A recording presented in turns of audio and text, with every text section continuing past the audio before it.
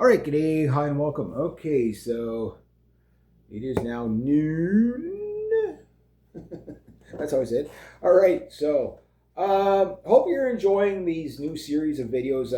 Like I can't cover the geopolitics stuff, but I can cover other things that don't fall into the framework of woke or whatever as much, or and something that I've been talking about for decades, I guess, is the Canadian shipbuilding, right? And we've just launched another ship. And the reason why I want to cover stuff like this is because if I can't get you the geopolitics stuff here as much, there's a lot of stuff people are not covering. And, like I'll come up with an opinion, for example, and people will be like, no, no, no, because the cheerleader over here said this, the cheerleader over there said that. My guy can do no wrong, your guy can do no right, and vice versa, right? And this is, it doesn't matter if it's the left or the right, whatever. But what they never tell, they'll tell you about the bad the other guy's doing, but they'll never tell you the good the other guy's doing. They'll tell you the good their guy's doing.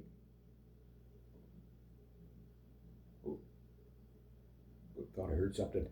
Hopefully that's not Marvin. But they'll never tell you the bad their guy's doing, right? Because I get it. People want to win. People want a hero. All that stuff. Understood. But there's another angle that people don't talk about. Okay, like right now, I don't think there's anybody out there that doesn't get that the world economies are really, really in bad spots. Right? I think most people can put two and two together here. But on top of that, there are things that are going on. That's why I say, like, if you look at the U.S. economy, it's bad, worse, and disaster is the way to look at that economy, even though it's the biggest economy in the world. The Canadian economy, you have to look at good, bad, and gamble, right? And the gamble is basically, can the Canadian economy outrun or survive the collapse of the United States? And the only way you can do it is through building projects, infrastructure, whatever. And the other way to do it is simply, and this is every country I've been complaining about, is every country needs to balance their budget. You need to live within your means. You need to start to wrangle your deficits, right? And Canada has a pretty big deficit, but the Americans, like, they're past Jupiter, they're past Pluto now with their debt, right? Like they're way out there. The thing is that what a lot of people don't understand while they're busy cheerleading one side or the other is that the reason why Donald Trump can't just cut off the Canadian economy is quite simple. It's because it's like killing a Siamese twin, murdering the other Siamese twin. We're so intertwined, and this is because of globalism, right? Globalism has made something really simple really, really complicated, such as to build one thing, you need 10 countries to build this one thing, whatever this one thing is, whether it's a car, a ship, a plane, a TV. It doesn't matter. It's like, okay, well, you're going to make the dials over here, you're going to make the wiring harness over here, you're going to get the tubes over here, whatever it's going to be, right? Electronics, whatever. So everything's just moving around the world in these supply chains that are vulnerable to different things, right? So when you start to look into supply chains, you start to discover where the sovereignty of your country really is. And I've been pretty consistent about telling you guys, like, typically the liberals sell us out to China and the conservatives sell us out to the United States. But since the fall of the Arrow, we have basically favored the United States' industries over our own here in Canada to the point of, like, this is where one of the major problems we're dealing with right now because it's so destructive. But that said, one of the things about Canada is that Canada is always like people think of us as maple syrup, politeness, and hockey, Tim Hortons, stuff like that, right? That's the day-to-day people. That is the uninformed people. They think that's all Canada has to offer. and that we're nothing. Maybe we have a few farms, whatever. But what they don't understand is like we are industry tycoons in certain industries, like such as pipelines. Like, okay, yeah, sure, there's pipelines all over the world, but almost every pipeline around the world has Canadian ingenuity in it. Whether it's the actual fittings, like there's fittings we ship all around the world, right? Stuff like that. Canada is not the largest shipbuilder in the world, okay, but we do probably punch above our weight a bit in the shipbuilding thing, which brings me to the icebreakers. I freaking love icebreakers. I think they're the coolest thing. And you have to understand something about Canada. Even though we don't build the most icebreakers, we are the second largest icebreaker fleet in the world. The Russians are number one. The Russians have something like 40 icebreakers. I thought we had about 9, but we don't. We have about 18. But you have to understand, like, when it comes to mega icebreakers, we have 3. The Louis Saint Laurent is like the king dog. It's one of the largest icebreakers on the planet. And it's our biggest one. Then there's the Terry Fox and the Franklin, I believe. And then after that, we got these smaller icebreakers.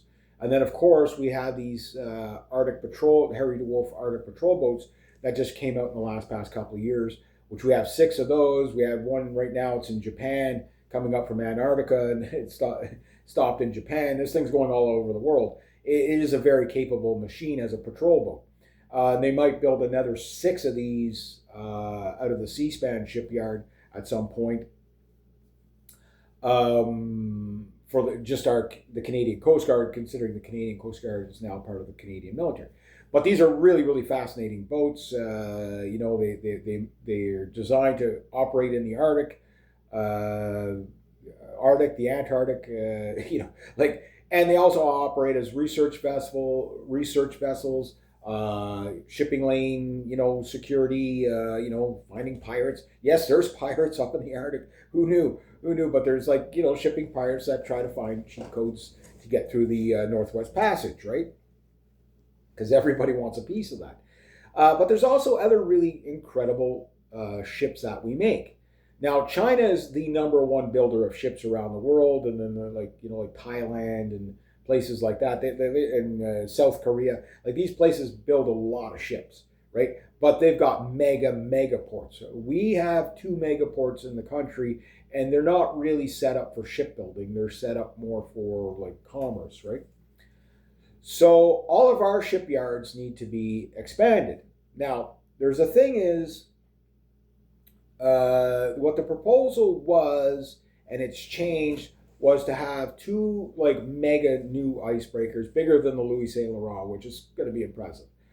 And then we have, the Americans, if you're wondering, have 2 icebreakers, 2 or 3. So when you hear Donald Trump, going on about the icebreakers that, we're building icebreakers. If Canada wants them, they're going to have to pay for them. Well, it's simply rhetoric. But there's a detail there, what he's talking about, what he's referring to, and I'll get into that as well. But at the end of the day, we have the second largest fleet, right? The Russians have the largest. Now, because we have a new strategy partnership, this goes back before Carney, it goes back before Trudeau, it goes back to Stephen Harper, right? It goes back that far. Now, when Stephen Harper was in power, okay, again, him being the best prime minister Canada's ever had, not that I'm giving the guy the reigning endorsement, I'm just saying that's where the bar, if you were to judge across the board for quality of life and the economy and everything like that, Stephen Harper was one of the, if not the best prime minister we ever had. Again, I'm not idolizing the man, whatever.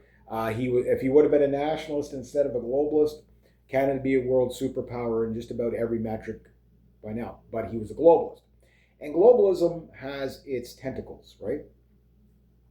Now, one thing Stephen Harper did was because we were under a war at the time in Afghanistan, is he did buy a lot. It was the best probably the Canadian military had since the Cold War, right?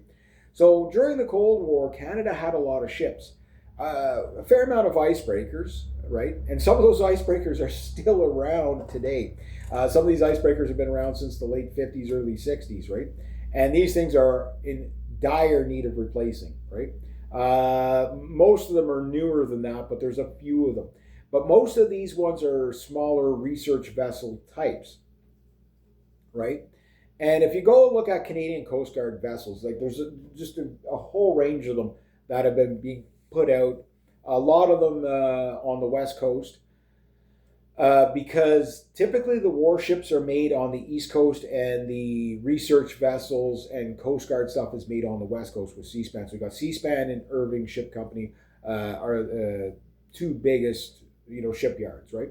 And there's a couple other little ones here and there. But we also have Canadian shipbuilding in the United States down in Texas. And this is going to be crucial as we go on to this Arctic patrol boat stuff. So the Harry DeWolfs are Canadian design, Canadian made. Well, the design is a Norwegian design adapted for Canadians. So if you look at the Norwegian version of their boat, Arctic boat, ours is ours is a little bit bigger. It's a little bit different, has a slightly different role, but otherwise the overall ship design is from the Norwegian Arctic patrol boat. Now, an Arctic patrol boat has, like the Harry DeWolf, has ice-breaking capabilities, but it's not an all-out, smash the shit out of the ice kind of icebreaker, right? So what's happening is the race for the Arctic. Now, the Arctic, whatever your stance is on climate change and all that, we won't get into that. But the reasoning is this. So Stephen Harper basically, not only does he start the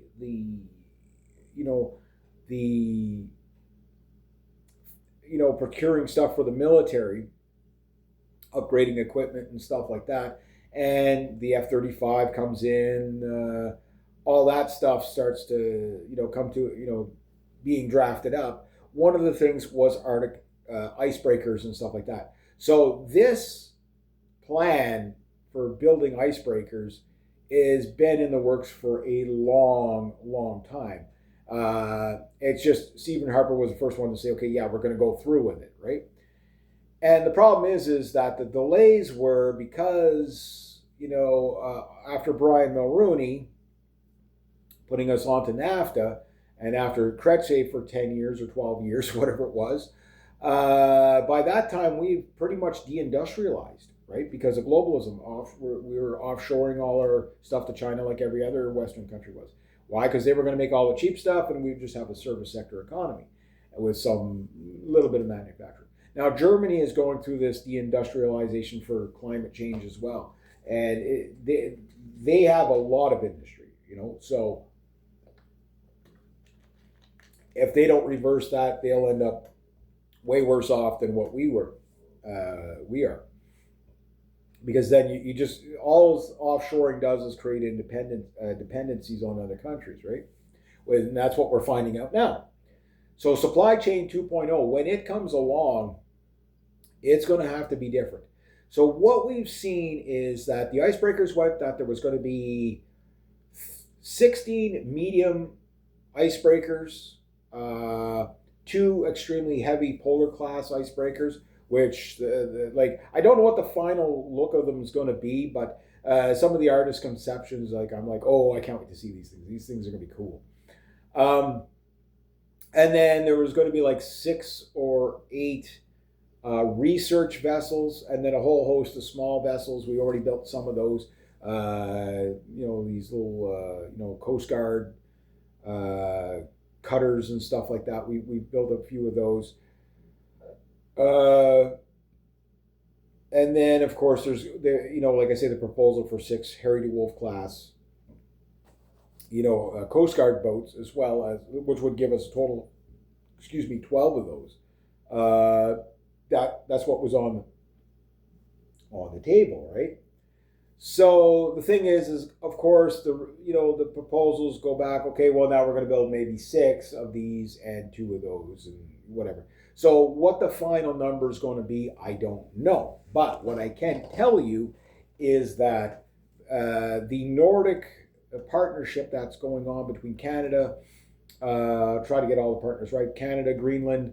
I don't know if Iceland is going to be in on this one. They probably are, but definitely Sweden and Norway and Finland, and the United States, and Denmark too. They're also in on some of this stuff, and they're all in on basically joint ventures of building Arctic, like building Arctic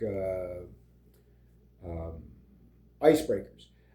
Finland has the most experience building icebreakers, even though they don't have the most of them. But what the deal seems to be, again, if I'm wrong, I'm sure a lot of people will correct me, but the deal seems to be this, is that everybody's partnering up to have basically similar icebreakers so that you can have a supply chain that doesn't just have proprietary vessels in each country, and then you have to, like that will have like an actual type class of vessel that uses common parts, right? So that will make it cheaper for each nation to run these, keep these vessels operating.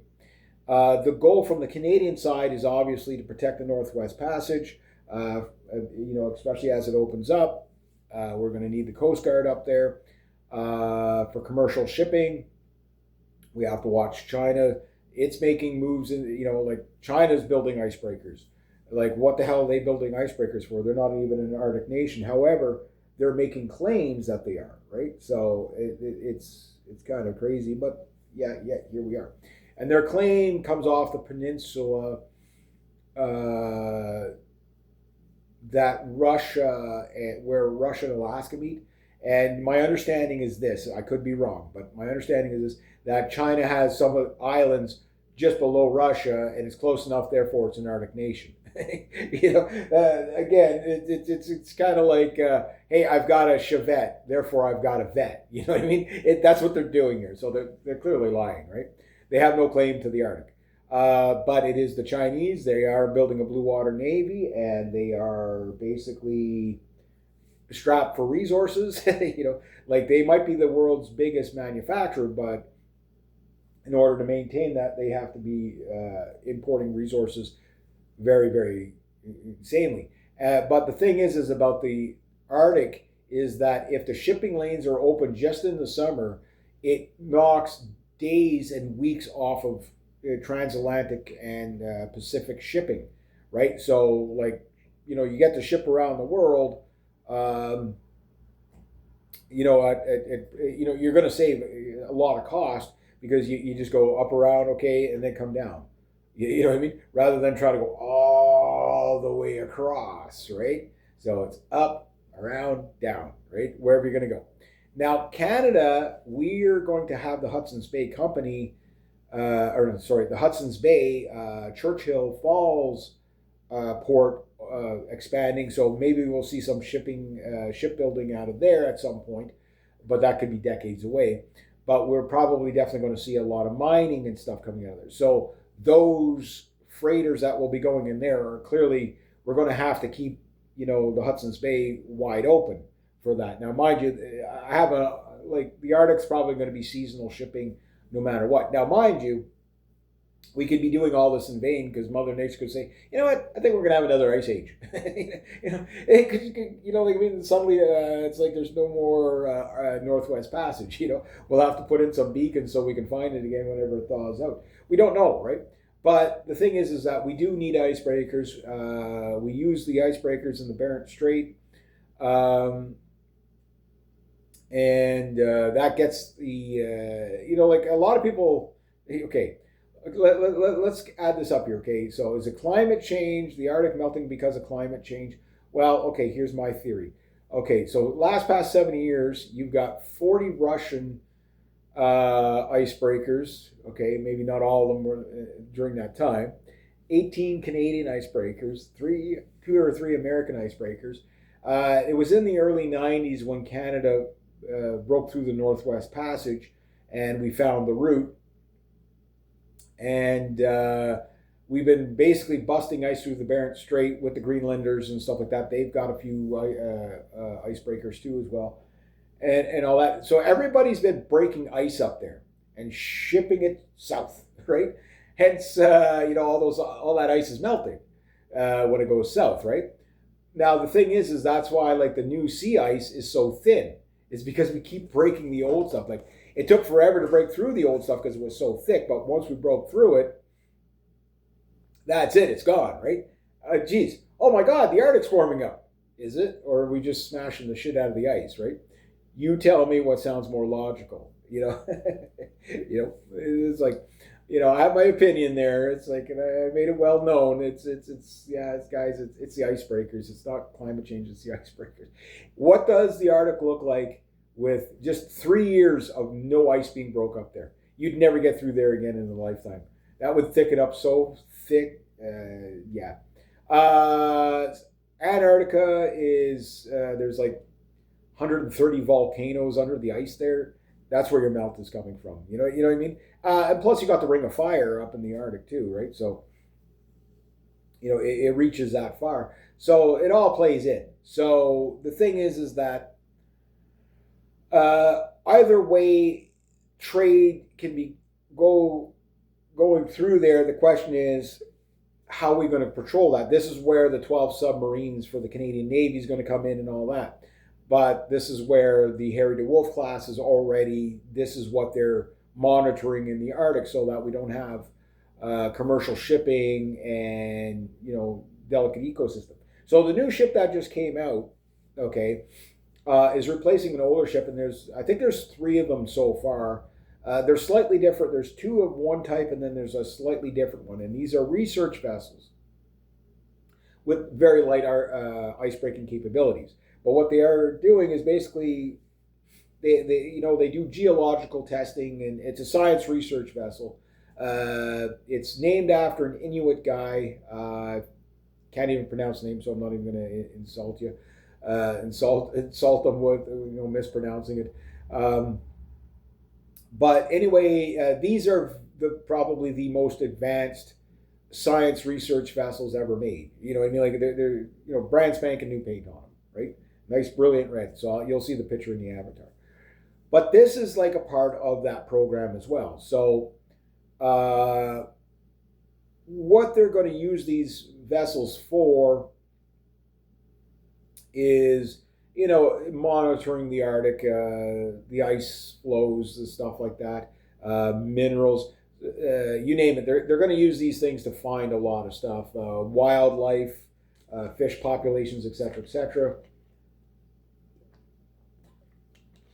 So, at the end of the day, Canada, once again, had state of the art.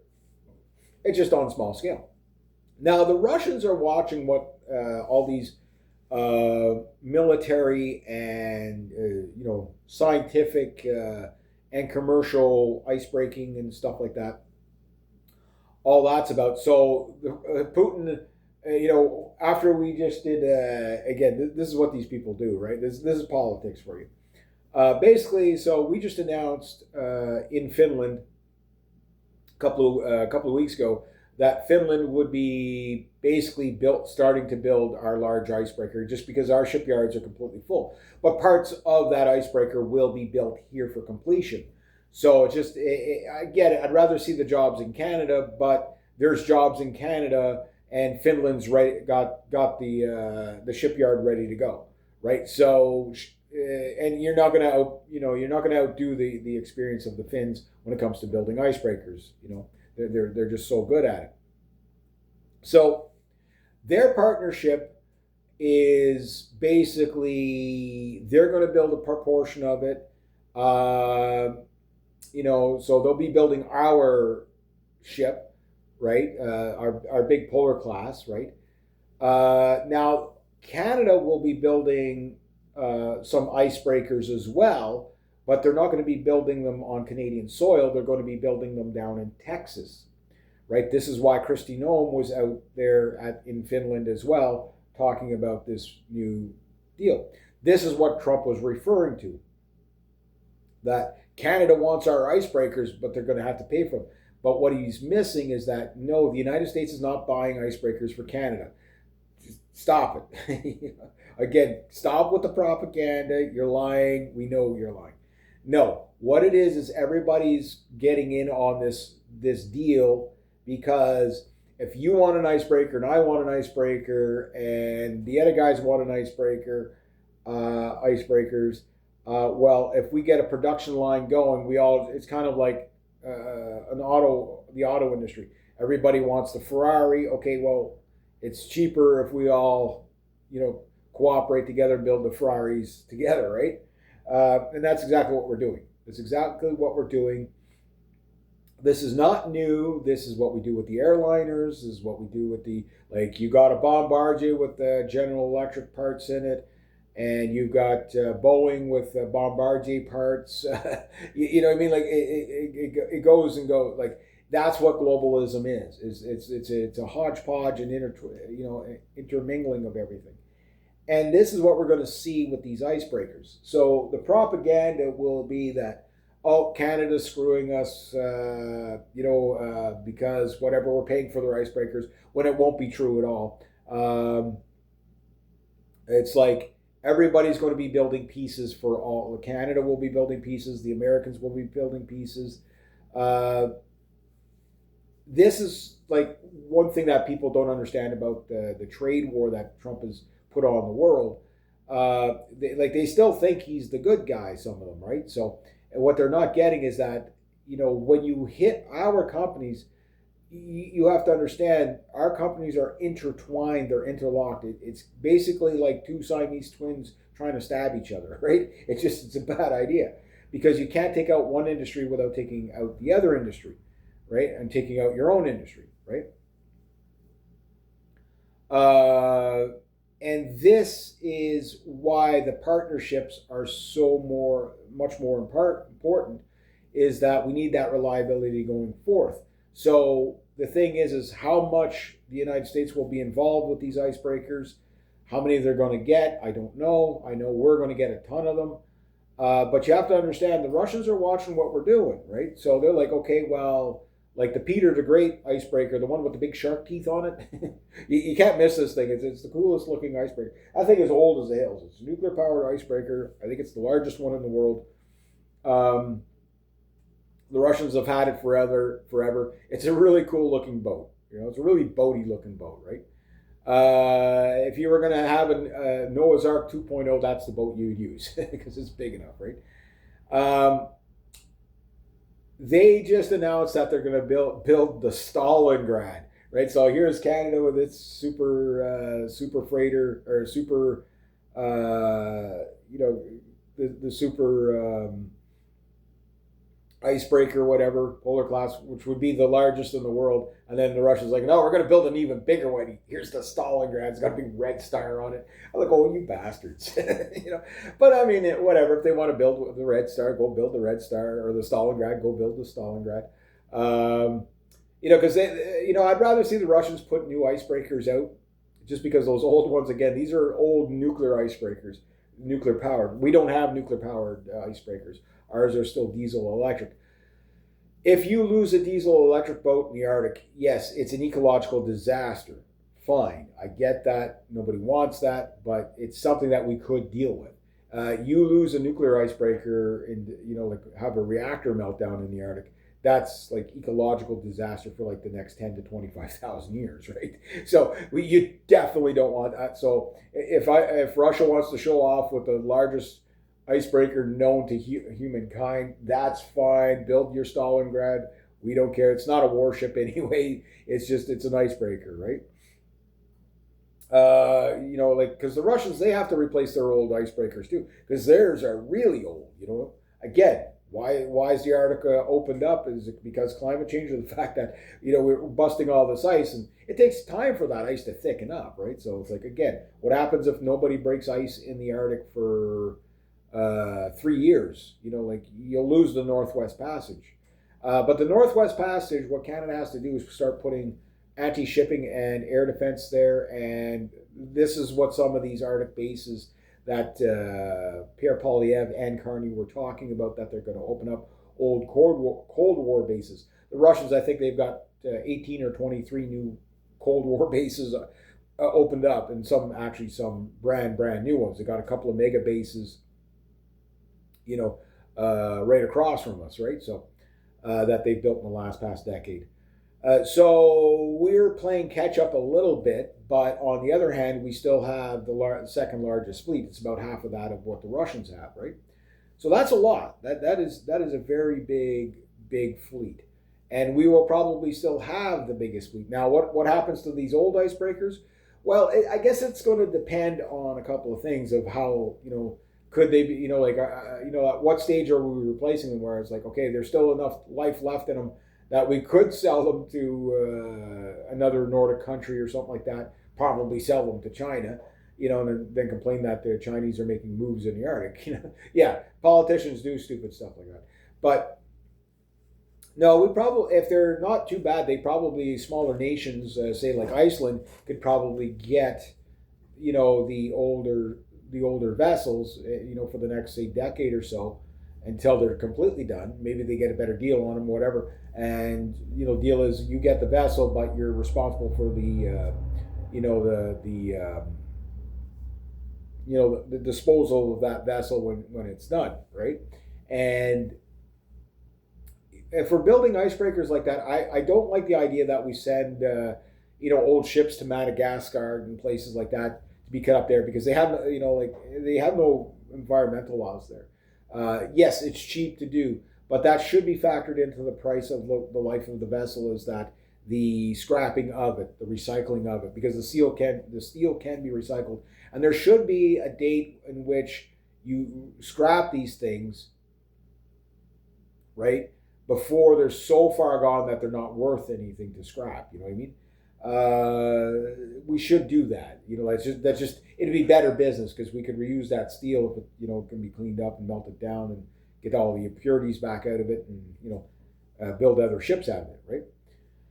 Or other things if it's not good enough steel for that. But the point I'm making is you get a lot of steel out of a freighter or a icebreaker. So that's what we got. So we got the research vessel, the C-SPAN. They just like it's almost like every month now they're popping out a ship. I don't know how many ships they can build at once. I think they can build 2 or 3 at once. The problem is, and this is the same problem with the Irving Yard, they can build a couple of small stuff at the same time, but when it comes to these big ships, they can't build them all at once. So our shipyards here are full. Trump's not going to tell you that it's a Canadian company down there in Texas building the ships. Same way like with the refinery down there in Texas. It's a Canadian-owned. Again, this is why the trade war is such a bad idea. It's because the boomerang effect of this trade war makes things like this almost impossible to do, right? But with the Nordic countries, the ships aren't built yet. They're in the designing of it. I think there's going to be probably a lot of pivoting so that the Americans don't jam up the system with trade disputes and stuff like that. So I think there's going to be a lot of that going on. But we'll see, because how long will it take them to build this icebreaker? Well, let's put it to you this way. I think they can pop out a ship a year easy per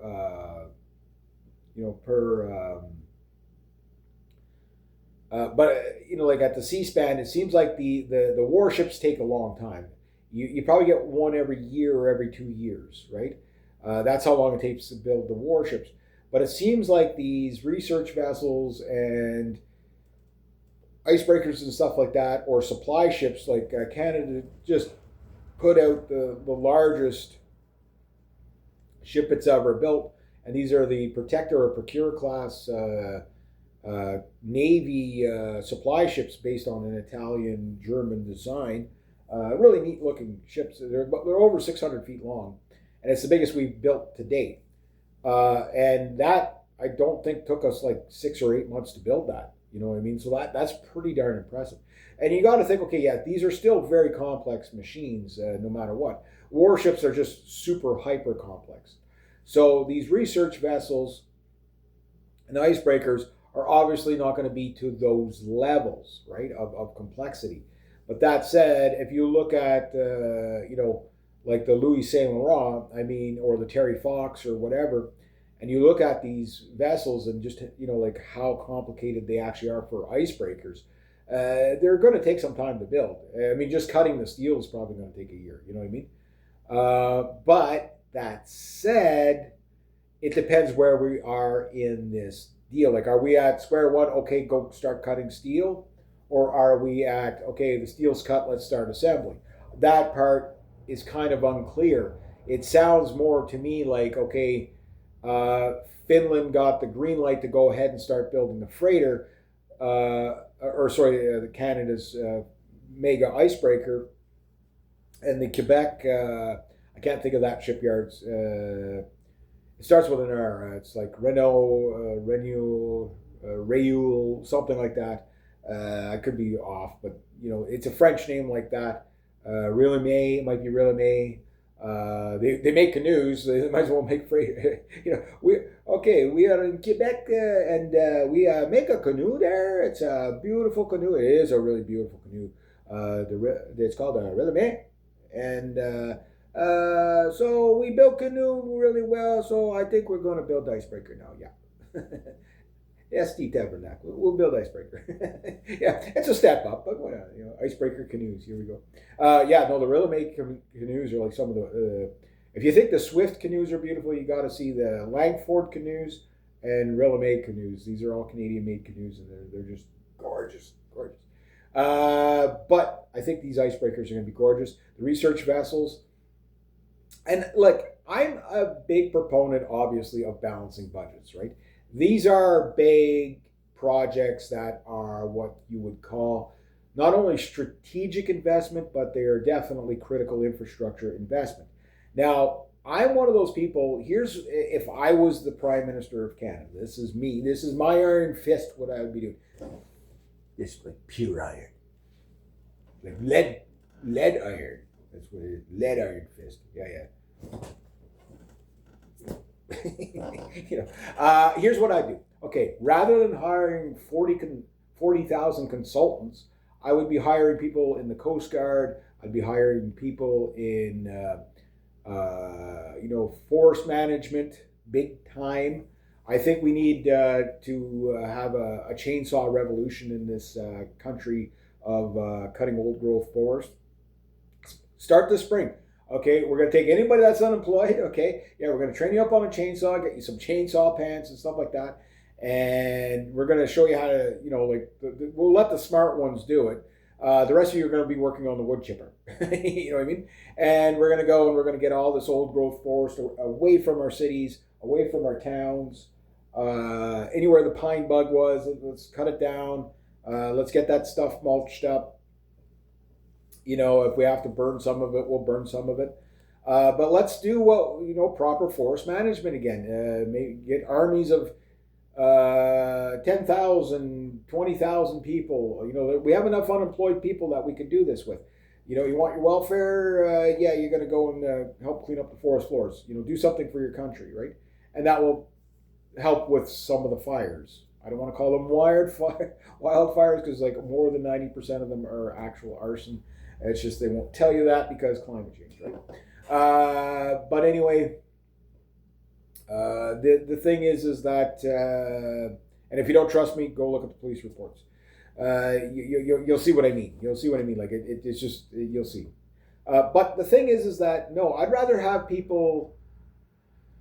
Like water bombers. Alberta builds water bombers, right? The 214, the 512, or the 212, which is the old one, the radial engine one. We still have some of those kicking around, but the turboprop ones are like the 214, the 414 in there. There's the 512 or 514 is the newest one, And these things, like, I think there's an area where, and just build them 100%, in Canada, and make it okay, maybe Bombardier makes the engines, maybe, Alberta does the airframe, maybe, one of the maritime provinces does the avionics, whatever.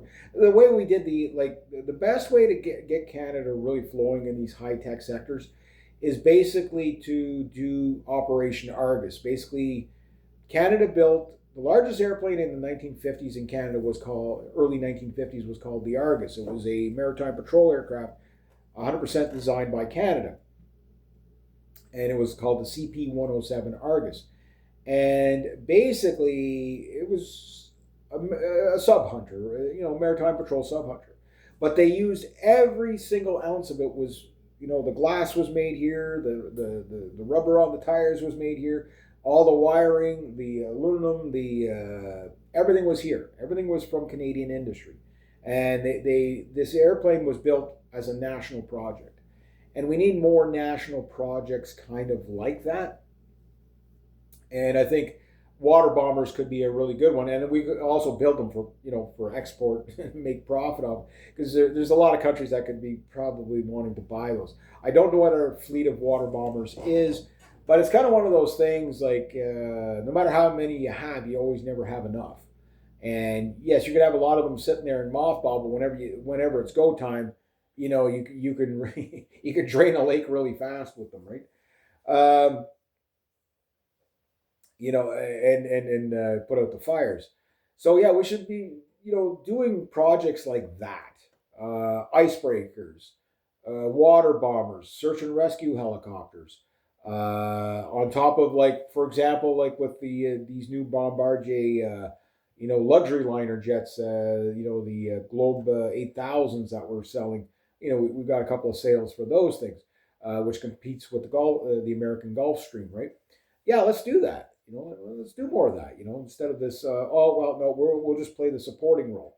But the thing is Canada has a lot of technical stuff in it. It's just we hold ourselves back so that we don't compete with the states, right? Uh, but if we're going to be in a world where we have to basically find a way, over the next 10 to 20 years, wean ourselves off of American dependency, there's only one way to do it. Now, what Donald Trump wants is Canada to just like lie over and die, and then hand over the resources. That's the whole point of the trade war. It's not about making deals and stuff like that. I won't get into that too much, but it's very clear that that's what it is. That he just actually wants. He thinks he's going to get Canada through putting economic hardship on us. All that'll do is just harden the resolve. You know what I mean? And I know a lot of people are so polarized you can't talk about anything without people getting mad. But the long or the short of it is that we are pivoting from underneath the Americans. It's a long way up. I mean, it's going to be a long way to build our own industries. So by building things like partnerships with like the Nordic countries and stuff like that, it gets us diversified out of the American grip, where they have the stranglehold on all our markets, right? So the idea is that if once we start doing these things, okay, and getting that ball rolling, okay, first you're building research vessels, then you're building icebreakers, and each time you build something, you build a little bit more of it in your own country. So say, okay, yeah, that's no problem. We'll do the partnerships for now, and you build some parts, we'll build some parts. But over time, we're going to invest in being able to make 100% of it here. And that's the only way out. That is the only way to harden your industries. That's the only way to do it, is to be 100% self-reliant in your country. Partnerships are great, but when you can't complete an item yourself, if you can't build an entire icebreaker yourself, it doesn't matter which country it is, whether it's Canada or the United States, you're at the vulnerabilities of the other countries, right? So that's why those partnerships have to be so reliable. And these are the partnerships that we're starting to make now. The thing is we're in the very early stages of it, less than a year into this chaos. And the thing is like how much is that going to jam up? So we might be in a situation where we get so far on the icebreakers, but then something is hit by the sanctions, or not sanctions, but the tariffs that jam up the supply chain of whatever that item is, and then suddenly you have like 8 nations or 5 nations or whatever, whoever's in on the partnership can't complete their project because of this stupid trade war. Right? Like it's like, and that's exactly what we don't want. Exactly what we don't want. So independence of industry, this is stepping in the right direction. These are high tech jobs. There's skilled labor, there's welders, there's electricians, there's nautical engineers, you name it, graphic designers. Uh, it's all technical trade, technical trade. Now, if we look over to the Ruskies, okay, when they say they going to build the Stalingrad, which will be the largest icebreaker, you should see the picture of this thing. It's like the artist concept. This is what Putin put out the other day, just like, okay, it's like Canada, you're building your Canada is going to build larger icebreaker than others. Okay, build Stalingrad. Make it big. Put star on it. Put Soviet star on it. So yeah, okay. So all those people that are like, Putin's trying to resurrect the Soviet Union. Okay, most people say, well, if you really look at it, no, he's not doing that. It's the Russian Federation. But when you see the Stalingrad, you're gonna think Soviet Union. Like, I'm sorry, you're gonna think that. Like, it's just like, oh yeah, yeah. But if they build that thing, okay, that'll be, again, if that can, okay, the thing with the Russians is they're going to build it 100% in their own country, right? That is not only going to, and they have the shipyards to do it. So not only is that going to save them time and whatever, their only downside is getting enough resources there in time. I mean, to cut the steel, like they're like, great that they're going to build this, but they can't build it on Wednesday. I mean, it's going to take like 10 years just to get the steel ready for this thing. That's a lot of steel. That's a lot of steel. That's a lot of scrapped Soviet era submarines. You know what I mean? Yeah. I mean, you won't. The icebreaker won't even need to break the ice. It'll be made out of such radioactive steel. It'll just melt its way through the ice. Yeah. Anyway, but yeah. So the icebreaker thing, Canada's fleet will be. I don't know if it'll be bigger or smaller after all these are done, but it will definitely be more advanced, and we'll have all these new partnerships with the Nordic countries, which makes sense because patrolling the Arctic is not just from the Canadian side or the American side on Alaska. Canada has the most Arctic to patrol. There's no doubt about that. But when you get up into the Arctic Circle, I mean, yes, Norway has a big chunk. Sweden, you know what I mean? Like when you look at the territorial waters and then just the Arctic Circle itself, who's up there, and then it's like basically us and Russia, and then when you go around the other side of the globe, you have a few others, right? All these little European countries, and like the UK and stuff like. I don't know if the UK is in on this one. I don't think they are, or Scotland or anybody like that. Which, like, they're north enough that it would make sense if they were. But I don't know if they just, like how does Ireland and Scotland afford an icebreaker, right? And Wales and whatever. But the UK as a whole probably, could have a couple of icebreakers. Might be in there, But it depends how the water flows there. Maybe they just don't need it. You know what I mean? Because like like the Baltics is, and the North Sea and all that is like it's flowing all the time, right? But yeah, so anyway, that's so we got a new research vessel. I think this is the second one or the third one of this type. Go look at some of these ships. I mean, as a Canadian, it'll make you pretty proud. Again, I know it's not perfect programs that it's 100% made here. No, there's partnerships all over the place. And I know the way Donald Trump is going to spin it is basically we're building all these icebreakers for everybody, and therefore they're screwing us. Therefore, trade war, trade war, trade. Yeah, he's going to do that. No, it's not true. If they really didn't want them, they could just opt out. They could opt out. But no, the Americans are in on it as well. But I think the majority is really going to be you know what I mean. Like Finland is a key player here. Canada is a key player here. It's one of those things where it's just like, like these partnerships are not U.S. centric. You know what I mean? It's like, yes, you're in on it with us too. That's great. More the merrier. But it's all, you're not going to be the ones driving the program. You know what I mean? And this is why, like, I was kind of like, I didn't realize the Americans were in on it as well. But again, what is the spin going to be? You know what I mean? Like, is it that, okay, this is our shipbuilding and we're floating everybody? And I don't know. Donald Trump says a lot of stuff, right? So, and he's not good at partnerships. He's really not good at that. So, because like, it's just not the way he operates. Maybe you like that, maybe you don't like that, but it's just kind of not the way he operates. So the way I'm looking at it is we got research vessels coming out of Canadian shipyards. This is a good thing. We got supply vessels. We got warships. The thing is that I think, it's about time Canada like starts. Okay, yes, we could do the thing with South Korea for the submarines. I talked about the submarines yesterday from the making of this video. But one of the things about it is that, like at some point, okay, yeah, and this is the biggest problem you get in Canada when it comes to these big projects, is it's the naysayers right away. Oh, well, these industries are just too expensive. It's always cheaper just to buy from everybody else. But you could see the problems that just relying on others and how much chaos that causes when the other decides that, trade war, right? Or whatever. Or you need parts.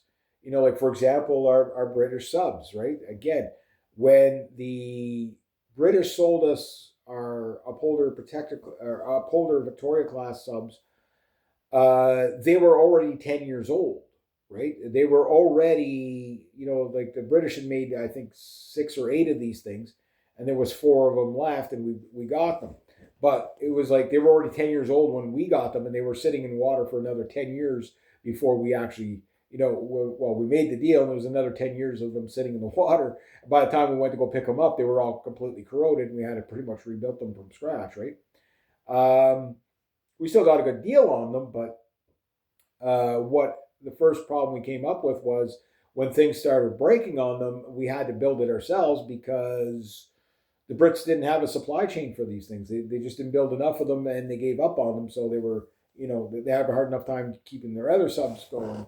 You know what I mean? So this is where the partnership for the icebreaker makes sense, that everybody's going to contribute. But the problem is the wild card is the United States, because Trump could, maybe say, oh, well, there's a Canadian company building these icebreakers in Texas. Okay, well, we got to get them out of here because America first or whatever.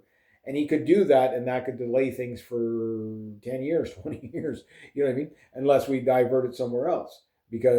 But where do you divert it to? Because one of the reasons why it's being built down there is because we don't have the capacity up here.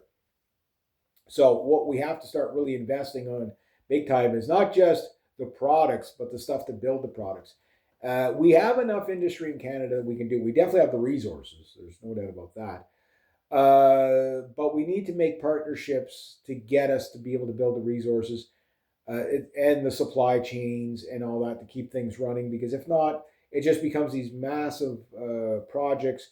There's always going to be cost overruns. I don't think there's a single ship or airplane airliner that's come in under budget. Pick a country, any country, right? But the thing is it's a lot of industry that you can keep going, and they're not forever jobs, but like the C-SPAN stuff and the Irving Ship Company, they are kind of forever jobs. It's projects, So the Americans, yes, they can build their own warships and stuff like that, and they do so. How much of their own icebreaker are they going to build? I don't know. We'll have to see what happens in the Texas shipyard. Like maybe they build like a 100% American, even though it's a Canadian company, they might build a 100% American-made ship down there saying, okay, well, it's a design that everybody else is using, but we're going to build it here in our own supply chain, whatever. And if you need parts, you have to buy them from us or whatever, and that's fine too, you know.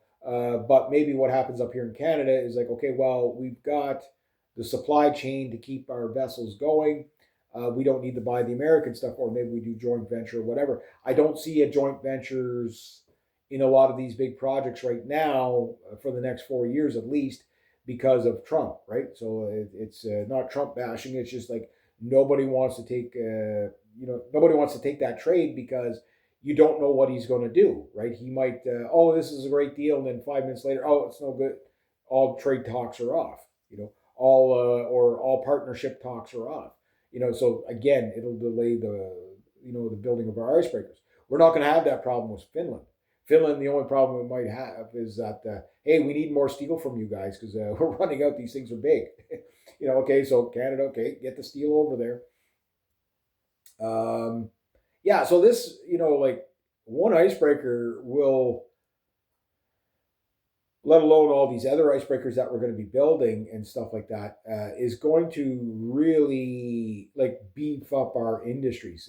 But we have to start to, it's not going to happen overnight. It'd probably take 10 to 20 years to do this, but switch everything over so you could be the ships of the future are going to have to be 100% built in country of origin. You know what I mean. You could have partnerships and a common design, but country of origin, because if you don't, you can't get parts. Like building like 4 vessels that are kind of like one-offs. You can't keep a good supply chain like that. But if you have like a common engine in like 40 different icebreakers around the world, chances are there's going to be a lot of parts for those, stuff like that. So we'll see what happens. But yeah, no, go check out the C-SPAN stuff. They got all kinds of PR out there. They had Melanie Jolie out there, during the ship launching ceremony or whatever. And whether you like her or you don't like her, it doesn't matter. But she was there. But that's like the third ship I think this woman has helped launch, second or third, because she was there under Trudeau under Trudeau at the very last, right? And that was just as I think the Procure Protector class was up. So what's the next vessel that C-SPAN is going to be building? I don't know, but it looks like they're putting out a vessel about every 6 to 8 months, and they're big. They're all big. They're big. These are big boats. These are very big boats, and it's really really cool. I love this stuff. This is what I want to see my country do. You see, Justin Trudeau spent most of the 10 years investing in the social sciences and stuff like that, woke stuff, right? So the problem you got is that industry kind of took a back seat. Now, Carney is the total opposite in that sense. Whether you like the guy, you don't like the guy, doesn't matter. We won't make it about him. He's more of a portfolio guy and investor class and whatever. He's more of, okay, we want big nation building projects. How many will he accomplish? I don't know. How many he's got on the table? He's got lots. How many will he flip flop on? I don't know. But we know the icebreakers are go ahead. We know the warships are a go ahead. You know what I mean? But mind you, the warships, late to the. Think about it this way. Mind you, the warships take a long time to build. Especially these Type 26s. These will be the most sophisticated ships probably built in the around the world, let alone built in Canada. You know what I mean? But there's a lot of partnerships there with like Raytheon. So, while these hulls are being built, we might have to okay, well, we can't trust the Americans anymore. So we may have to get, the British BAE system, fire control systems in there, like what the British have in theirs. Or maybe we, if we do a deal with Saab, say, okay, well, Saab, it's going to be about 2 years before we're ready for the software to go into the ship. Start working on it. You know what I mean? We're working on it together. We'll tell you what we need. Make it integratable with your airplanes and everything like that. We're already kind of doing these things with Saab anyway, with their electronic warfare aircraft, which is a Bombardier aircraft. So they probably do the software angle of it, and we're giving them here's an airliner chassis, a luxury liner chassis, and you can turn it into whatever you want. So we got to do more industry like that, partnerships and whatever. But at the end of the day, at some point, we have to build 100% in Canada. Americans will have to make 100% in America, Finland 100% in Finland. You'll have your joint ventures, but you'll have a one-stop shop of your own country building everything. And that's on the big scale. The smaller scale stuff, like, for example, I'm waiting on more data from the auto industry to give you guys a clearer picture of just how destructive the tariff war is on both sides of the border, to the point where what Canada is going to have to do is start looking at other, and they already make, like, we make U.S. vehicles here predominantly, right? Like Dodge, Chrysler, Elantra, and stuff like that. But you can GM, General Electric stuff is also here. Ford, I know General Electric is more other engines and stuff like that. Big boat motors.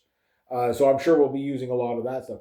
But you're going to see us probably switch over to, say, like BMW, Rolls Royce, and so that. So you're going to see like Canadian jets, like airliners in the future, probably all using, instead of General Electric stuff, which is American. We're probably going to be using Rolls Royce until Bombardier can kind of sort out its engine building capacity, right? And just say, okay, well, let's just make the jetliner 100% ours. That's the most secure thing we can do. The problem is it takes a long time to do that.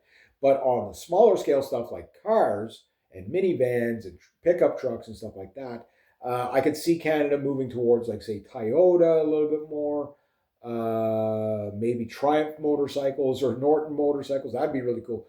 Instead of building the Nortons in India, let's build them over here.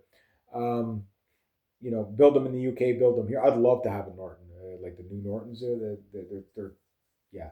Norton Dominator SS. I mean, that is probably the most gorgeous motorcycle ever built, and it sounds so cool. It might not be the most performancy, but it's as a calf racer, it's really cool. But we could do that. Like, look, we build the Harley Davidsons here, okay, but we also build, like, for example, the T Rex, these trikes, right? Because the Americans don't really build those T Rex things as much. They do have, like, what do you call it, Polaris or whatever. They have their versions of it, but up here they're like super super popular. So Bombardier makes theirs. It's called the T Rex, and it's 100% made here. Snowmobiles, Ski-Doo is made here by Bombardier. You know what I mean? Um, so like Ski-Doo, like those smaller scale things like that. Yes, make those things. Articat, okay, that's American, whatever. We could still buy them, but they're going to have tariffs on them. But the Ski-Doos, like sending them down, like a lot of Americans that do live in the northern states, they love the Ski-Doos because they're a great machine. They're made by Bombardier, so those might be priced out of the market. So that's probably going to hurt us, right? But that said, the Articats and the Polarises are probably going to take a hit with the tariffs coming across here, right? But the thing is that those things are typically made on one assembly line, except for, like, say, if they're using Rotax engines or something like that, which Bombardier and Rotax is a French company, which came in around the 90s and started, they built, like, ultralight aircraft, engines and stuff like that. Every pretty, like Cessna 150s have a Rotax engine and stuff like that. But those things, again, are a different deal with a different country, so we can get away with it. But the thing is as we build, like I say, the auto industry is probably, I think this time next year we see the collapse of the Canadian auto industry. And when it does, at that point, it'll be like, okay, we have all these factories, okay, that has all this equipment. Now, some of this equipment might be U.S. owned. If it's not U.S. owned, it was purchased by, say, Ontario, then it's Ontario owned. And that factory might be a building that was owned by Ford, sure, but they went under, and okay, well, Ontario can, the province could buy it out. and they buy it out, and then they go up over maybe to BMW and say, hey, look, give us maybe some of your current or older designs. We'll build a simpler version of it here in Canada. We'll tool up for that, and we'll call it the CMW. Okay, so for maybe the next 5 years, we build BMWs with a Canadian label on it, and then within 5 years, we've designed a whole line of new vehicles, and from there on, it's the CMW's 100% Canadian made. That would be the smart way to go. Might be not be the cheapest way to go, but it might be the best way. Like Canada has to design its own pickup truck. You know what I mean? Make something that doesn't rust. That would be the way to go. But like, where's that technical stuff going to come from? Well, it comes from the icebreakers. It comes from these research vessels. It comes from all these things. Now, the icebreaker thing we're going to follow. It's going to be time, but every time a ship gets launched, I should probably cover it just so my fellow Canadians are understanding about it. But also, when you start looking into Canadian industry, you're going to be a little bit surprised at what we actually do. Again, pipeline fittings. We're like number one in the world in making mega pipeline. And when I mean pipeline fittings, I'm talking like fittings that are the size of a room. You know what I mean? Stuff like that. So these mega industry stuff.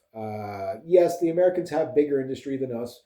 But remember, we favored their industries over ours. That's why we don't have the Canadian version of General Electric and stuff like that. We just said, okay, well, we'll build your stuff and we won't compete. But now we are in the point where we have to compete because if not, we're going to die. You know what I mean? And we have to outrun the collapse of the U.S. economy. Well, ours has an everything crisis going on as well. And this is every economy in the world. So the only way we do that is by doing austerity, shrinking down the government till we get a balanced budget, but also offsetting that with basically stimulating the economy. And the best way to do that is mega projects, stuff that we're going to benefit long term as a country. Icebreakers is one of those things. Airliners is another one of those things. These things we're already doing. We just need to kind of shift things over. The auto industry needs to be 100% Canadian made. It's not that we're not capable, it's that we chose not to. And this is what people don't understand about Canada. This is why, like, every European country has a domestic vehicle that it builds. The Russians have their own. The Chinese have their own. The Chinese basically don't import cars. You know what I mean? Maybe luxury cars, but they don't import like your shipbox 3000. You know what I mean? They build enough of their own. Even India builds its own. You know what I mean? Like they build a lot of stuff there. They build a lot of motorcycles there. They build a lot of Canada, we build Harley Davidsons, because they're American, and we build Bombardier stuff, but we don't build the Triumphs, we don't build the Suzukis. Maybe we need to start looking at that, right? But what would be best would be the Can-Am, the Super Can-Am line of motorcycles. Okay, if we're not going to build Harley Davidson anymore, well, let's build the Can-Am version of a Harley Davidson. We don't do that. We don't compete with the United States, right? And I have no doubt that if Bombardier Can-Am stuff, we build really awesome dirt bikes. The Can-Ams are pretty cool, right? Why not extend that range now? Okay, fine. The Americans don't want to do business with us. We're screwing them over on everything we're doing with them, apparently. Well, then we need to do things like this. And you have to understand, the big thing is the more domestic stuff you build, the more patriotism you're going to build, and the more options you're going to give in the like I say, the fuck Trump economy is basically people boycotting buying U.S. stuff. Now, I love American products. Don't get me wrong. I don't want to see them disappear from our shelves, but it might not be our choice. You know what I mean? Because every time Trump wants to play hardball, he can destroy one of our industries. That's one of the big vulnerabilities we have. Our saving grace is that our industries are so intertwined. It's like again, it comes back to like Siamese twins stabbing each other. Just it's a bad idea for whichever one's holding the knife, right? It's not going to really. So you bleed out like 5 seconds later. You know what I mean? So we have to watch these partnerships. what the exact details of the partnerships and stuff like that. This shipbuilding one, the wild card in this is not going to be the Russians' giant Stalingrad putting a monkey wrench in the icebreaker race, but it will be the United States. Basically how the trade war will affect supply chains to be able to complete these vessels, which I think that there might be enough isolation with the Nordic, the Nordic alliances with Canada, that any disruptions, let's say navigation systems have to come from an American company. But there's all these complications and stuff like that, and Trump says, "No, well, we're not putting that in there because trade talks are off because somebody put out a commercial or something." Right? This is the world we live in right now. Okay, well, maybe we go with the Swedish model, or maybe Canada's building its own navigational equipment. It does do a lot of stuff like that. It's just that navigational equipment isn't military grade. It's Coast Guard grade, right? So we'll wait and see. I'm a big fan of. I know some of the Coast Guard vessels that we built. I forget the name of the small one, the little cutters there. Those, yeah, had some issues with them or whatever from the Irving Ship Company, whatever, some corrosion issues and that. But when you're talking mega projects like this, like you have to understand, uh, everything on those ships pretty much has to be either made out of brass or stainless steel. But the problem is to build ships out of brass and stainless steel would be completely astronomical, right?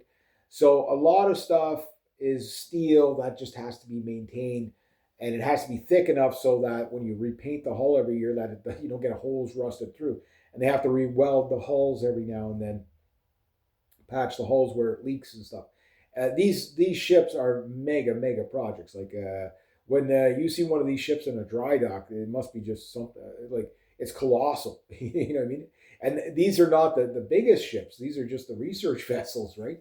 So you can imagine these icebreakers, like to service these things. There's only going to be a few places around the world where you can dry dock them, right? Canada might have to build these dry docks ourselves, so we're talking more industry. That's a place where I'd rather see our government workers being, is building the more public works stuff, right? So the research vessel is really cool. Go check it out. Go check out what it does. There's lots of videos from C-SPAN on the stuff they build, and how they're using these vessels. They're supporting vessels to these vessels. But every time I see a ship coming out, particularly C-SPAN for some reason, I just love the red paint. I love the red and white. It just looks so good. But when you see these vessels coming out, and you know that these vessels are, world class, going around the world, places like Antarctica and stuff like that. Yes, I understand those are government programs and all that. That's, government is an expense, but it is cool because I look at it as Jacques Cousteau kind of stuff, right?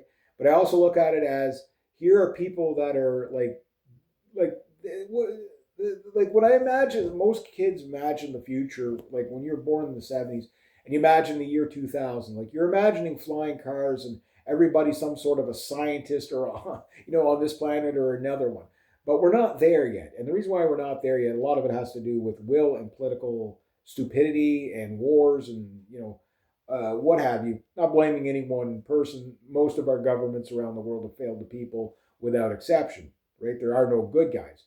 But sometimes we get these cool kind of things that are kind of a win, where maybe some scientist discovers something very interesting about Canadian history when they're up in the Arctic on these research vessels, and they accidentally find, say, maybe a Viking boat in the middle of the Arctic or something like that, or they find like a lost civilization, or they find a brand new mineral, or they find like a like an energy deposit that makes the country more profitable. Like could you imagine this vessel finding and vessels like this have found it? Okay, so let's say you got $100 million vessel there. Okay, fine, but it finds like $8 trillion worth of oil. Like that. That's better, right? and all this stuff. So, or minerals or whatever, or discovers a new type of bird or a new type marine life. What like these things are fascinating to watch because it's like a water version of Jacques Cousteau meets National Geographic the way they used to be, right? Where Lauren Green's Wild Kingdom. It's all that great stuff. Look, it was vessels like this that found the Franklin expedition. You know what I mean? They found it, right? They found like old ships, Nordic ships, and lost boats that were lost at sea for decades. They found all kinds of stuff with these things, and so the more presence we have in the Arctic, like the footprint of these vessels is, again, they're built a lot safer and a lot cleaner, where they don't exhaust like they're not exhausting into the water like they used to. The fuels are a lot cleaner. They have scrubbers in the stacks and stuff like that. So they're a lot more environmental than what they were. But it is still, you got to break an egg to make an omelet. And we're not talking about a Honda Civic here. We're talking about a big ass research vessel, right? But go look at them. They're really, really, really cool. I'm not even going to attempt to say the name. It's an Inuit name, and again, I don't want to. But look at the history of what they're named after. I know some of the newer ships have been named after some woke stuff, and there's that, the whatever. But there's also some of it is okay. Well, it is a part of our history, and it's good to know. And one thing about street names in Canada and ship names is they usually refer to a piece of history or a politician or something like that. And so whatever, this is why I love ship names. Um, like official government ships. Uh, excuse me, when they get a ship names like Harry de Wolf, go look at his history. He's one of our naval geniuses. You know what I mean? Of World War II. Go look at that stuff. You will be happy to be a part of that legacy and heritage. And anything, in my opinion, that builds like civic pride, national pride, um, and like identity, I think is a plus. You know what I mean? Can we afford these ships? Well, they've been costed out for years and years and years.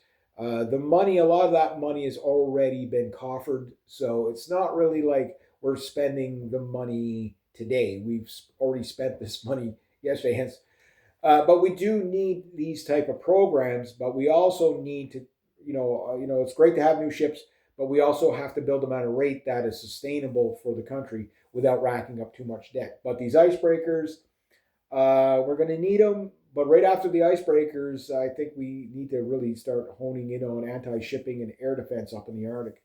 We're working on that stuff, but the problem is the stuff we're buying is U.S. linked, and it's again, the procurement is like, okay, by the time we get it, it's obsolete. You know what I mean? Where the thing about these Coast Guard vessels is they're state of the art by the time we get them. So that is really, really cool. You know what I mean? So submarines, warships, icebreakers, all that stuff, airliners, all that. If Canada can build that stuff in partnerships, the big question, and this is the question that people around the world look. Not to get into too much of Donald Trump, but I mean he is kind of like a front and center. I don't really want to talk about him on YouTube because censorship and stuff like that. Whether you're for him or against him, it tends to it triggers the algorithms. But Marjorie Taylor Greene, love her, hate her, did make some really good points because she's basically parroting what the people are saying. Like, look, this is this. If we want to be, they want to be America first down there. They have to build it all in America. But you're not going to do that overnight. You're going to do it through partnerships of, navigating your way back to 100% self-reliance. But you can't do that with $40 trillion deficit. You know what I mean? It's hard enough to do with the deficit we got, and it's like $1.5 trillion. It's a ridiculous amount of money.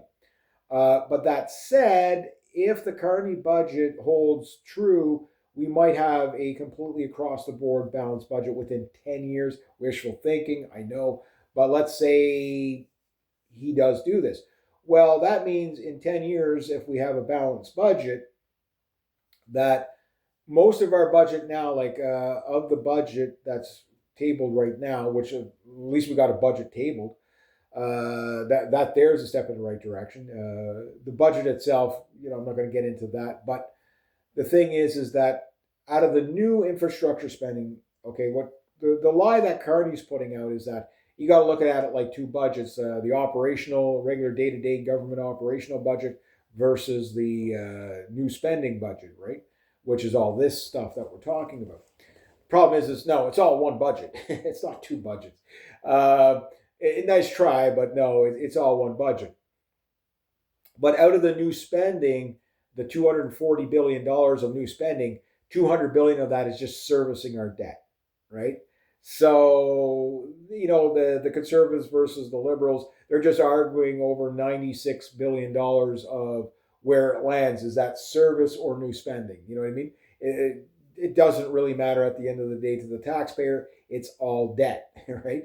So $78 billion over budget this year, and 60 something next year, and 50 something the year after, and 40 something over budget the year after is a good trend, okay, if you can maintain within just that. So we'll see how accurate it is. Chances are, if you go over the 78 billion this year, you'll go over next year, new boss, same as the old boss, and then these projects will collapse.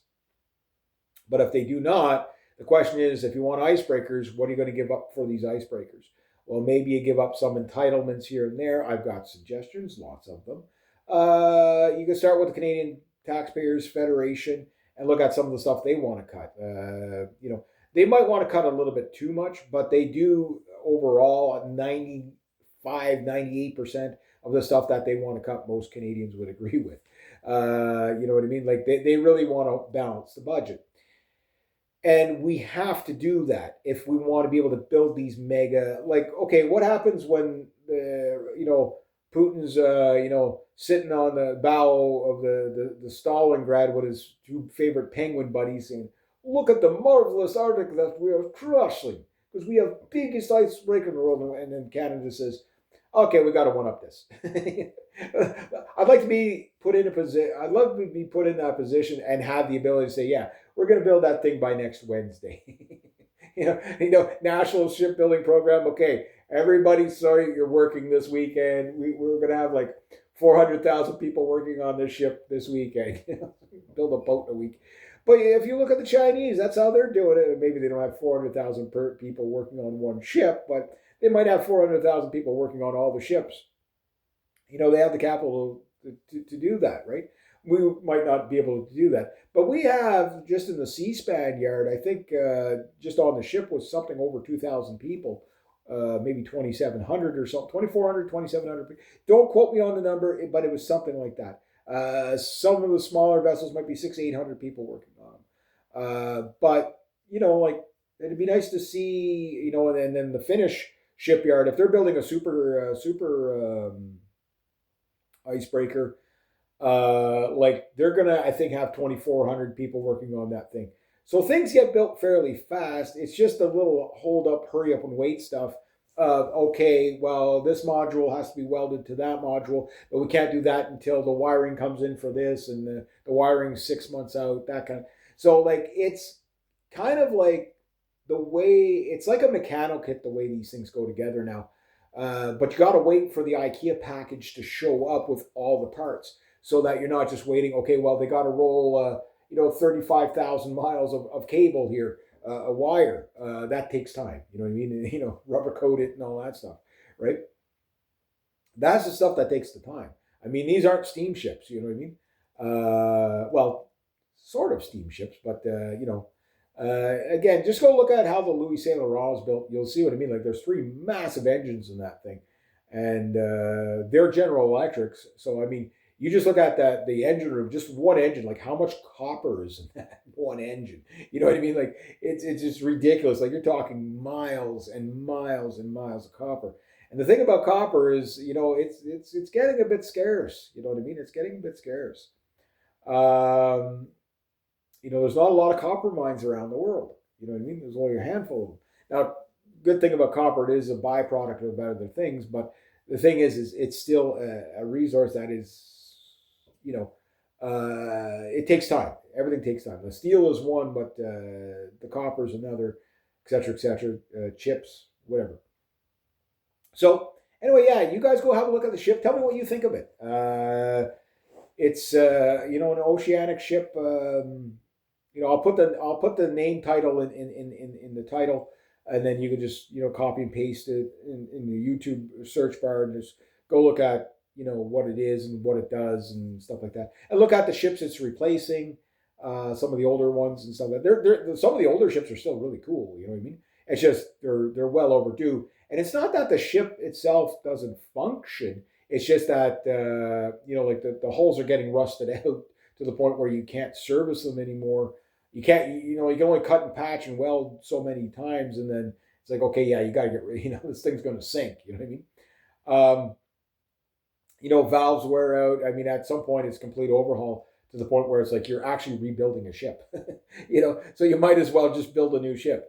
Anyway, yeah, you guys tell me what you think. Really cool stuff. I want to cover more videos like this because they do talk a little bit of politics, true, but I think it's the safe zone.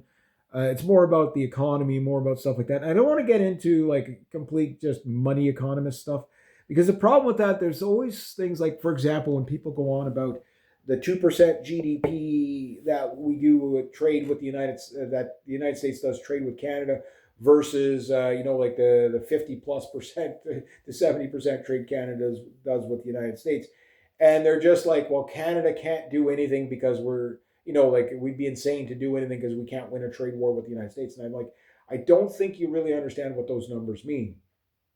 It's not how much we're trading, it is what are we trading. And the way to break it down is what are we trading with the United States that we can buy from other people? What do we make ourselves that we can, just double down on that? And what is like complete unobtainium that we can't get from anywhere else in the world but the United States, right? And that's the way to look at Canada's trade side of it. So probably 50 to or 60+% of it, maybe even 70% of it, could be offset through other means. It's just, okay, it'll take you 5 years to offset that trade. So suddenly that trade number isn't as big as you think it is. Disruptive, yes, in the short term, long term, not as consequential. But the smaller stuff that you just can't get, is it stuff we can live without, or is it just kind of like, if we don't have this, our economy completely falls flat on its face, and we're at the whims of the madman Trump, right? Now you look at the 2%, you say, well, that's a rounding error, and you keep hearing this. Canada's, the trade we do with them is just simply a rounding error. But then, as we talked about the ships, how intertwined Canadian, shipbuilding is with, with the United States, and and that's not just that. It's airliners, it's cars, it's pretty much any mega industry in the States seems to be intertwined with Canada. And then when you just look at the energy sector alone, hydro, for example, if Trump were to flick a switch and say that no more, we're not buying any more hydroelectric from Canada, well, he'd probably destroy 20-30% of the U.S. economy overnight, because without that electricity, you're talking millions of homes and businesses that will no longer be able to function without that electricity. So suddenly that 2% is more worth more like 20 or 30% of the U.S. economy, to be shut down. So like that's how you have to look at things. So I look at things more like that, and it paints a better picture. And this is also what explains a lot of stuff why like you can't just flick a switch.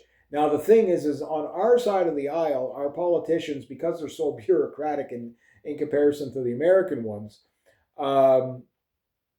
that they already know this. Like as bad as Trudeau was, I won't go ranting on him. You guys know I don't like the man. But there's not too many of them that I do. But the thing is even somebody like him, who was the worst prime minister Canada's ever had, by all metrics measured, that's not just opinion. It's just whether you like that or not. That's the truth. He's destroyed a lot. But even he knew how intertwined our countries were, in trade. Why? Because he's around it, right? He's talking to trade ministers all the time. And they're like, oh, well, we buy this from the States, they buy that from us, but we build this part, they build that part, and Singapore builds that part, and China builds that part, and then we assemble it all over here, and then we ship it back. That's globalism. That's supply chain 1.0. So supply chain 2.0 is like, no matter how you look at it, the era of cheap stuff is over. So I think what we're going to see is, rather than people buying, this is just my hunch, what we're going to see in the future, is rather than people just buying and consuming like crazy, is that we might hopefully see a return to top quality. Think like the Swiss watch or something like that, where you're not going to buy 10 of these watches in a lifetime. You're going to buy one really good one. So you're going to see kind of like what I grew up in the 70s and 80s, where like, okay, you buy a dishwasher, you buy the make tag, and if something goes awry, you call the service repairman, he comes and fixes, because it's worth to fix again, rather than just throw away and buy another one, because you can't get another one that cheap. You know what I mean? For example, when Donald Trump did that deal with the, I think it was dishwashers or whatever, or dryers, whatever it was, and it was made in America 100%, right? It dropped the price of the dishwasher, or the washer or the dryer, whatever it was that was made in the States, okay? And it did drop that price of that. But it increased prices on everything else as an unintended consequences. And that's why trade is very, very tricky, right? And you don't get to hear about the downside of it because it's bad PR. But yeah, that happens. So it's like, okay, now if you want to buy it as a set, okay, well, the prices actually go up, because the other guy has to raise his price because you've taken half of his business away. And now when you go buy the Made in America one, it's gone up in price too, because they can match it to the cost of the other item that they're not making. Now, if they made both items, maybe that would come down. But that's like, these are short-term, maybe long-term effects. And especially if there's no follow-through to deal with that, that's going to be the trend, that, you're going to be buying more made once and buy it because it's just too expensive to keep throwing things away, which is a better way.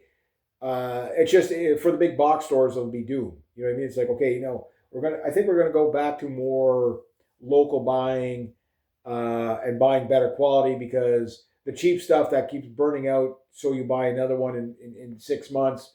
No one's gonna buy those products anymore. They're just they're gonna cycle through, and it's just gonna be like, no, it's not worth it, because 6 months later, look, I got drills from the 1930s that still work. You know what I mean? Yeah, big blue sparks come out of them, but these things still work. You know what I mean? Why? They were freaking built to last. When you bought tools, they were built for life. You know what I mean?